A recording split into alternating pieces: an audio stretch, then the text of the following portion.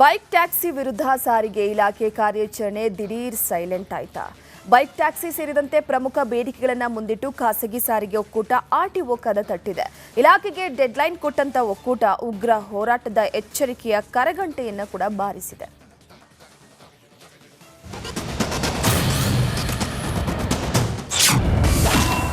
ಸರ್ಕಾರಕ್ಕೆ ಡೆಡ್ಲೈನ್ ಕೊಟ್ಟ ಖಾಸಗಿ ಸಾರಿಗೆ ಒಕ್ಕೂಟ.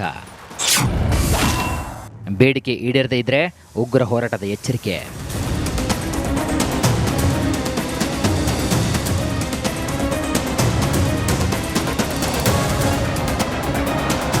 ರಾಜ್ಯದಲ್ಲಿ ಬೈಕ್ ಟ್ಯಾಕ್ಸಿಗೆ ನಿರ್ಬಂಧ ಕೂಗು ಮತ್ತೆ ಮೊಳಗಿದೆ.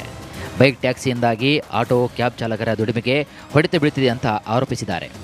Bike taxi ban, one city one rate ಅನ್ನು ಜಾರಿಗೆ ತರುವಂತೆ ಆಗ್ರಹಿಸಿ ಖಾಸಗಿ ಸಾರಿಗೆ ಒಕ್ಕೂಟ ಶಾಂತಿನಗರದ ಆರ್ಟಿಒ ಕಚೇರಿಗೆ ತೆರಳಿ ಆರ್ಟಿಒ ಅಧಿಕಾರಿಗಳಿಗೆ ತಮ್ಮ ಬೇಡಿಕೆ ಈಡೇರಿಸುವಂತೆ ಮನವಿ ಮಾಡಿದ್ದಾರೆ. ನ್ಯಾಯಾಲಯ ಬೈಕ್ ಟ್ಯಾಕ್ಸಿಗೆ ನಿಯಮವನ್ನು ರೂಪಿಸಿ ಅಂತ ರಾಜ್ಯ ಸರ್ಕಾರಕ್ಕೆ ಹೇಳಿದ್ರೂ ಯಾವ ಕ್ರಮ ಇನ್ನೂ ಕೂಡ ಆಗಿಲ್ಲ. ಇದರ ಜೊತೆಗೆ ಅಗ್ರಿಗೇಟ್ ಕಂಪನಿಗಳು ಮನಸೋ ಇಚ್ಛೆ ದರ ನಿಗದಿ ಮಾಡ್ತಾ ಇರೋದ್ರಿಂದ ಚಾಲಕರಿಗೆ ಹಾಗೂ ಗ್ರಾಹಕರಿಗೆ ಇಬ್ಬರಿಗೂ ಕೂಡ ತೊಂದರೆ ಆಗ್ತಾ ಇದೆ.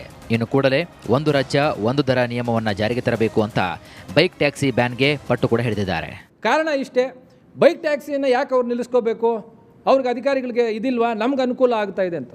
ಬಟ್ ಆದರೆ ಸಾರ್ವಜನಿಕರಿಗೆ ಬೈಕ್ ಟ್ಯಾಕ್ಸಿ ಒಂದು ಇಲ್ಲಿಗಲ್ಲು ಕಾನೂನು ಬಾಹಿರವಾಗಿ ಓಡಿಸ್ತಾ ಇರ್ತಕ್ಕಂಥದ್ದು ಅನ್ನೋದು ಗೊತ್ತಿಲ್ಲ. ಯಾಕೆ ಅಂದರೆ ಇವತ್ತು ಇನ್ಫಾರ್ಮೇಷನ್ ಟೆಕ್ನಾಲಜಿ ಆ್ಯಕ್ಟ್ ಅಡಿಯಲ್ಲಿ ಇವತ್ತು ಕೇಸನ್ನು ರಿಜಿಸ್ಟ್ರ್ ಮಾಡಿಕೊಂಡು ಸೈಬರ್ ಕ್ರೈಮ್ ಅಡಿಯಲ್ಲಿ ಕೇಸನ್ನು ರಿಜಿಸ್ಟ್ರ್ ಮಾಡಿಸಿ ಒಂದೇ ಒಂದು ಗಂಟೆಯಲ್ಲಿ ಇವತ್ತು ಮಹಾರಾಷ್ಟ್ರ ಸರ್ಕಾರ ಆ್ಯಪ್ಗಳನ್ನು ಬಂದ್ ಮಾಡಿಸಿದ್ದಂಥ ನಿದರ್ಶನ ಇದೆ. ಅದೇ ರೀತಿಯಲ್ಲಿ ನಮ್ಮ ರಾಜ್ಯ ಸರ್ಕಾರ ಕೂಡ ಮಾಡಬೇಕು, ಅದೇ ರೀತಿಯಲ್ಲಿ ನಮ್ಮ ಸಾರಿಗೆ ಇಲಾಖೆ ಕೂಡ ಮಾಡಬೇಕು ಅಂತ ಹೇಳ್ಬಿಟ್ಟು ನಮ್ಮ ಇವತ್ತು ಬೈಕ್ ಟ್ಯಾಕ್ಸಿಗೆ ಸಂಬಂಧಪಟ್ಟಂತೆ ನಾವು ಒತ್ತಾಯ ಮಾಡ್ತಾ ಇದ್ದೀವಿ. ಈ ಎಲ್ಲ ಸಮಸ್ಯೆಯನ್ನ ಮುಂದಿನ 15 ದಿನದ ಒಳಗಾಗಿ ಪರಿಹರಿಸಬೇಕು ಅಂತ ಡೆಡ್ಲೈನ್ ಸಹ ಖಾಸಗಿ ಸಾರಿಗೆ ಸಂಘಟನೆ ಸಾರಿಗೆ ಇಲಾಖೆಗೆ ನೀಡಿದೆ. ಒಂದು ವೇಳೆ 15 ದಿನದ ಒಳಗಾಗಿ ಬೇಡಿಕೆ ಈಡೇರದೇ ಇದ್ರೆ ಕಪ್ಪು ಪಟ್ಟಿ ಕಟ್ಟಿಕೊಂಡು ಹೋರಾಟವನ್ನ ಮಾಡ್ತೇವೆ, ಸಾರಿಗೆ ಸಚಿವರನ್ನ ರಾಜೀನಾಮೆ ಕೊಡಿಸಲು ಹೋರಾಟ ನಡೆಸ್ತೇವೆ ಅಂತ ಎಚ್ಚರಿಕೆ ನೀಡಿದ್ದಾರೆ. 15 ದಿನಗಳ ಕಾಲ ಇವತ್ತು ನಾವು ಸಾರಿಗೆ ಇಲಾಖೆಗೆ ಗಡುವನ್ನು ಕೊಟ್ಟಿದ್ದೀವಿ. 15 ದಿನಗಳ ನಂತರದಲ್ಲಿ ಇನ್ನು 15 ದಿನಗಳ ಕಾಲ ನಾವು ಕಪ್ಪು ಬಟ್ಟೆಯನ್ನು ತರಿಸುವ ಮೂಲಕ ನಾವು ಪ್ರೊಟೆಸ್ಟ್ ಮಾಡ್ತೀವಿ. ನಂತರ ಕೂಡ ಇವರು 1 ತಿಂಗಳಲ್ಲಿ ನಮಗೆ ಏನಾದರೂ ನಮ್ಮ ಈ ಸಮಸ್ಯೆಗಳನ್ನು ಬಗೆಹರಿಸದೆ ಹೋದರೆ ನಾವು ನಮ್ಮ ಏನು ಈ ಸಾರಿಗೆ ಮಂತ್ರಿಗಳಿದ್ದಾರೆ, ಸಾರಿಗೆ ಮಂತ್ರಿಗಳೇ ರಾಜೀನಾಮೆ ಕೊಡಿ ಎನ್ನುವಂಥ ಅಭಿಯಾನವನ್ನು ನಾವು ಶುರು ಮಾಡಿದ್ವಿ. ಖಾಸಗಿ ಸಾರಿಗೆ ಒಕ್ಕೂಟದ ಮನವಿ ಸ್ವೀಕರಿಸಿ ಮಾತನಾಡಿದ ಆರ್ಟಿಒ ಅಧಿಕಾರಿಗಳು ಬೈಕ್ ಟ್ಯಾಕ್ಸಿ ವಿಚಾರ ಸರ್ಕಾರದ ಮಟ್ಟದಲ್ಲಿ ತೀರ್ಮಾನವಾಗಲಿದೆ. ಜೊತೆಗೆ ಒಂದು ರಾಜ್ಯ ಒಂದು ದರದ ಕುರಿತು ಈಗಾಗಲೇ ದರ ನಿಗದಿಪಡಿಸಿ ಅಗ್ರಿಗೇಟ್ ಕಂಪನಿಗಳಿಗೆ ನೋಟಿಸ್ ನೀಡಲಾಗಿದ್ದು ಆದಷ್ಟು ಬೇಗ ದರವನ್ನು ಅಗ್ರಿಗೇಟ್ ಕಂಪನಿಗಳು ಅಳವಡಿಸಿಕೊಂಡಿಲ್ಲ ಅಂದರೆ ಪರ್ಮಿಟ್ ಕ್ಯಾನ್ಸಲ್ ಮಾಡಲಾಗುತ್ತೆ ಎಂದಿದ್ದಾರೆ.